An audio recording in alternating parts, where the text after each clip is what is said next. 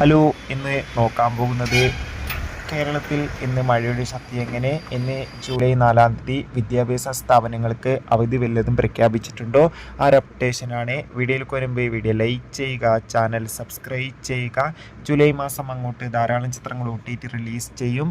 നമ്മുടെ ചാനൽ ഭാഗം പരിശോധിച്ചാൽ ആ വീഡിയോയ്ക്ക് നിങ്ങൾക്ക് കാണാൻ വേണ്ടി സാധിക്കുന്നതായിരിക്കും.